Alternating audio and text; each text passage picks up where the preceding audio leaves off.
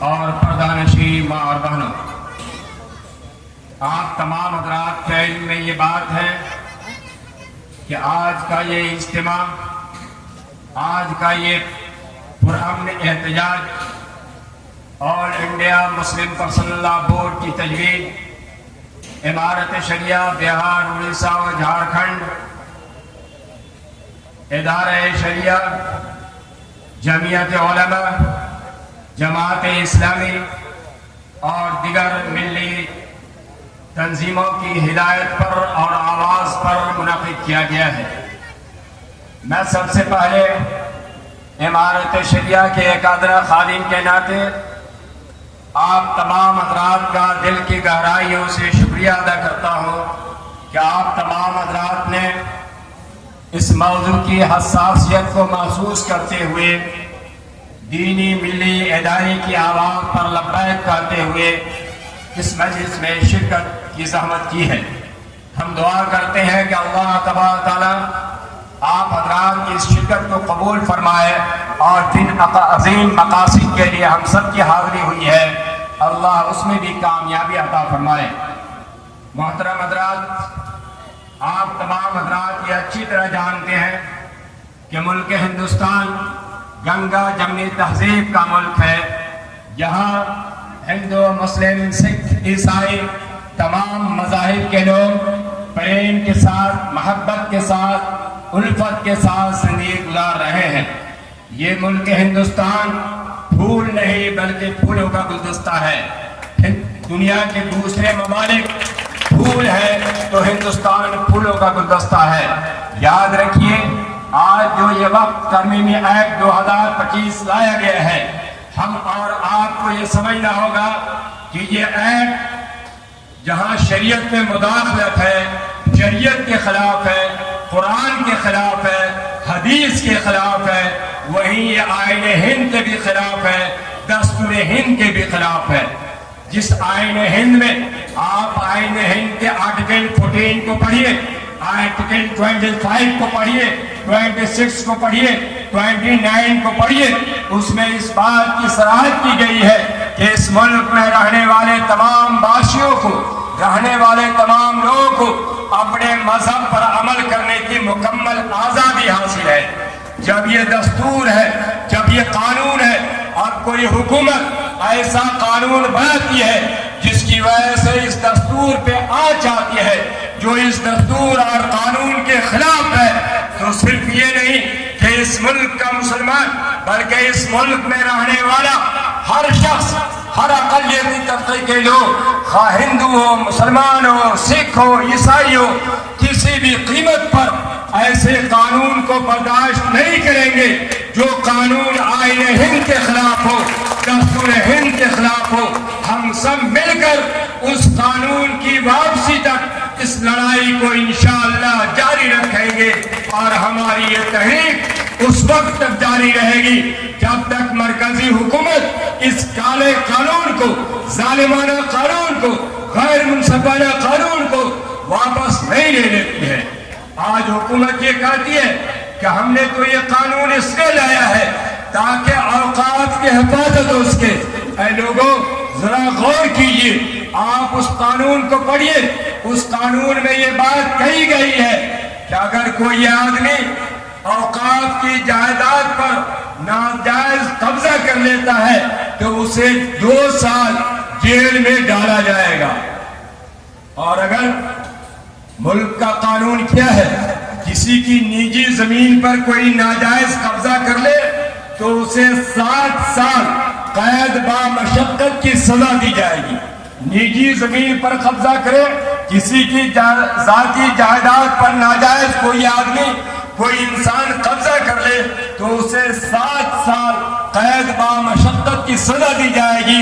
اوقاف کی جائیداد پر کوئی قبضہ کرتا ہے تو صرف اسے 2 سال کی سزا دی جائے گی، وہ بھی قید با مشقت کی صلاحیت نہیں ہے۔ اے لوگوں، اگر حکومت یہ چاہتی ہے اس قانون کے ذریعے کہ اوقاف کا تحفظ ہو تو اسے تو چاہیے تھا کہ یہ کہتی کہ ذاتی جائیداد پر اگر کوئی ناجائز قبضہ کرتا ہے 7 سال کی سزا، اوقاف کی جائیداد پہ کوئی قبضہ کرے تو اسے 10 سال کی سزا دی جائے گی.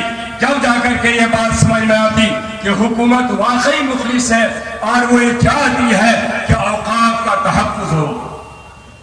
اے لوگوں، اس کالے قانون میں کیا بات کہی گئی ہے؟ یہ بات کہی گئی، آپ سب جانتے ہیں کہ اوقاف کا مسئلہ اسلام سے جڑا ہوا ہے، خالص مسلمانوں کا مسئلہ ہے، خالص اسلامی معاملہ ہے، عبادت کا معاملہ ہے. اور اس میں یہ بات کہی گئی ہے کہ خاص سینٹرل وقف کمیٹی ہو یا اسٹیٹ وقف کمیٹی ہو، اس میں 2 غیر مسلم بھی ممبر ہوں گے. کیا یہ بات ہندو ٹرسٹ میں کہی گئی ہے؟ ہندو ٹیمپل بورڈ جو بنایا گیا، کیا اس میں اس بات کی اجازت ہے کہ 2 مسلمان بھی اس کے لازماً رکن ہوں گے؟ ایسی بات کہیں نہیں ہے. جب اس میں یہ صلاحیت نہیں ہے کہ مسلمان بھی اس کے ممبر ہوں گے، تو یہ وقف کا مسئلہ جو مسلمانوں کا مسئلہ ہے، اس میں غیر مسلموں کو ممبر بنانے کی بات کیوں کی جا رہی ہے؟ گویا کہ یہ حکومت ہندو اور مسلمانوں کو آپس میں لڑانا چاہتی ہے، آپس میں نفرت پیدا کرنا چاہتی ہے. اے لوگوں، اس ملک کے لوگوں نے اس بات کو اچھی طرح محسوس کر لیا ہے کہ یہ ملک ترقی کرے گا تو محبت سے ترقی کرے گا، اتحاد سے ترقی کرے گا. یہ ملک نفرت سے ترقی نہیں کر سکتا. ہمیں اس ملک کے حکمرانوں کو یہ بتا دینا ہے کہ ملک ترقی کرے گا تو محبت سے ترقی کرے گا، پریم سے ترقی کرے گا، اتحاد سے ترقی کرے گا. نفرت سے یہ ملک کسی بھی قیمت پر ترقی نہیں کر سکتا ہے. اور آپ کو میں بتاؤں کہ اس ایکٹ میں یہ بات کہی گئی ہے کہ ہم تو یہ ایکٹ اس لیے لا رہے ہیں تاکہ مسلم خواتین کو فائدہ پہنچے. دیکھیے، اب مسلمانوں میں آپس میں تفریق پیدا کرنے کی کوشش کہ مرد کو عورت سے لڑا دیا جائے، کہ ہم تو یہ بل اس لیے لا رہے ہیں تاکہ خواتین کو فائدہ پہنچایا جائے. آپ لوگ اس ایکٹ کو پڑھ لیجیے، پورے ایکٹ کو پڑھیے، کہیں بھی یہ بات نہیں ملتی ہے کہ اس ایکٹ کا مقصد یہ ہے کہ خواتین کو فائدہ پہنچایا جائے. اے لوگوں، وہ لوگ مسلم خواتین کو کیا فائدہ پہنچانے کی بات کریں گے جو ذکیہ جعفری، جو احسان جعفری کی بیوی ہے، جس نے انصاف کی گہار لگائی، در در کے ٹھوکریں کھاتی رہی، آج تک اس احسان جعفری کی بیوی ذکیہ جعفری کو انصاف نہیں مل سکا. کیا آپ کو معلوم نہیں کہ حافظ جنید کو کی موب لنچنگ کی گئی، انہیں شہید کر دیا گیا، ان کی ماں آج تک در در کی ٹھوکریں کھا رہی ہے. حافظ جنید کی ماں کو انصاف نہیں مل سکا. آپ کو معلوم نہیں کہ تبریز انصاری کی ماں، ان کی بیوی، ان کے بچے انصاف کی گہار لگاتے رہے، آج انہیں انصاف نہیں ملا. جو حکومت ذکیہ جعفری کو انصاف نہیں دے سکی، جنید کی ماں کو انصاف نہیں دے سکی، تبریز کی ماں اور اولاد کو انصاف نہیں دے سکی، وہ مسلم خواتین کے انصاف کی کیا بات کر سکتی ہے؟ آج اس حکومت کا حال یہ ہے کہ صوفیہ قریشی، جس نے اس ملک کی حفاظت کے لیے اپنی جان کو ہتھیلی پر لے لیا اور اس ملک کی رکشا کی، اس ملک کی حفاظت کی، اور پڑوسی ملک کے دانت کھٹے کر دیے.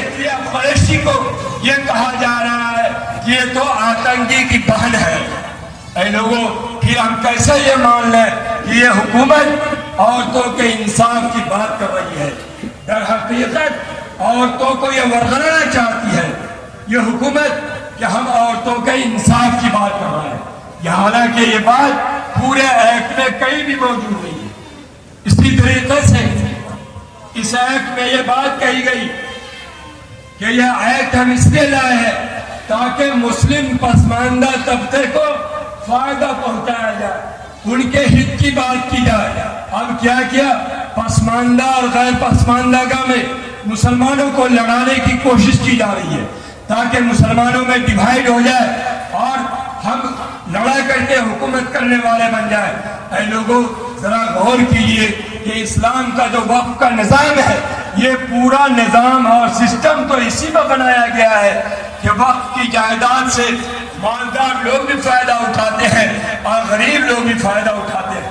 ذرا غور کیجیے کہ جہاں مساجد ہے، مساجد میں نماز پڑھنے کے لیے کیا صرف مالدار لوگ جاتے ہیں؟ بولیے نہیں، مالدار بھی جاتے ہیں، غریب بھی جاتے ہیں، متوسط طبقے کے لوگ بھی جاتے ہیں۔ اس لیے ڈاکٹر علامہ اقبال نے کہا ایک ہی سب میں کھڑے ہو گئے محمود و یار، نہ کوئی بندہ رہا نہ کوئی بندہ رہا۔ ذرا غور کیجیے کہ یہ قبرستان کا معاملہ، کیا قبرستان میں دفن ہونے کے لیے صرف مالدار مسلمان جاتے ہیں یا غریب مسلمان کی لاش اس میں دفن کی جاتی ہے؟ سارے لوگ اس میں دفن کیے جاتے ہیں۔ یہ تو اسلام کا نظام وقف ہے جس نے یہ بتایا کہ مالدار ہو غریب ہو سارے لوگوں کے فائدے کے لیے یہ وقف کیا گیا ہے۔ تو پھر یہ کہنا کہ ہم تو پسماندہ طبقے کو فائدہ پہنچانا چاہتے ہیں، در حقیقت یہ حکومت کا کھوکھلا اور جھوٹا نعرہ ہے۔ ہم اور آپ کو یہ سمجھنا ہوگا کہ حکومت نے جو یہ قانون لایا ہے یہ کالا قانون ہے، ظالمانہ قانون ہے، غیر منصفانہ قانون ہے، یہ شریعت میں بھی مداخلت ہے اور آئین ہند کے بھی خلاف ہے۔ کسی بھی صورت میں اس ملک کا ہر باشعور طبقہ اس بل کو منظور نہیں کر سکتا ہے۔ اس ملک کے تمام لوگ ہندو مسلم سکھ عیسائی سب آج یہ کہہ رہے ہیں کہ یہ ایکٹ کسی بھی صورت میں ہمیں قبول نہیں ہے۔ اور یاد رکھیے آج ہم یہ احتجاج کر رہے ہیں، آج یہ جہان آباد میں احتجاج ہوا ہے، اگر حکومت نے اس قانون کو واپس نہیں لیا تو انشاءاللہ امارت شریعہ بہت جلد فیصلہ کرنے والی ہے کہ پٹنہ کے گاندھی میدان میں بھی انشاءاللہ ریاستی سطح پہ پٹنہ کے گاندھی میدان کو بھر کر حکومت کو یہ پیغام دیا جائے گا کہ یہ سارے لوگ اس ایکٹ کے خلاف ہیں اور کسی بھی صورت میں اس ایکٹ کو قبول کرنے کو تیار نہیں ہے۔ اور اگر اس سے بھی حکومت نہیں مانی تو یاد رکھیے ہم اور آج آپ کرتا اور پاجامہ پہن کر آئے ہیں، فل پینٹ اور شرٹ پہن کر آئے ہیں، ضرورت پڑی تو ہم اور آپ کفن پہننے کو بھی تیار ہیں۔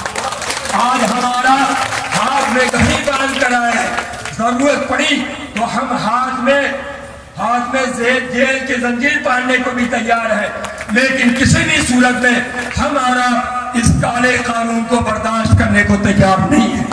اس لیے آخر میں پھر ہم آپ تمام حضرات کا دل کی گہرائیوں سے شکریہ ادا کرتے ہیں اور دعا کرتے ہیں کہ اللہ تبارک تعالیٰ ہم تمام لوگوں کی حاضری کو قبول کرنے کو جھنجھوڑنے کی ضرورت ہے۔ اے لوگوں، جب ہماری مساجد باقی نہیں رہے گی ہم عبادت کہاں کریں گے؟ ہمارے قبرستان باقی نہیں رہیں گے ہم دفن کہاں ہوں گے؟ ہمارے مدارس باقی نہیں رہیں گے ہمارے بچے تعلیم حاصل کہاں کریں گے؟ اس سے ضرورت اس بات کی ہے کہ مدارس کی حفاظت کے لیے، مساجد کی حفاظت کے لیے، خانقاہوں کی حفاظت کے لیے ہم اور آپ آگے آئیں اور یہ نعرہ لگائیں کہ یہ وقف بل کسی بھی صورت میں ہمیں منظور نہیں ہے۔ کہیے ہم اور آپ کسی بھی صورت میں اس کالے قانون کو ماننے کو تیار نہیں ہے۔ یہ کالا قانون واپس لو، واپس لو۔ وقت پر سیاست نہیں چلے گی، نہیں چلے گی۔ ہم سب اس کو مسترد کرتے ہیں، مکمل طور پر مسترد کرتے ہیں۔ جزاکم اللہ خیر الجزا، ربنا تقبل منا انک انت السمیع العلیم۔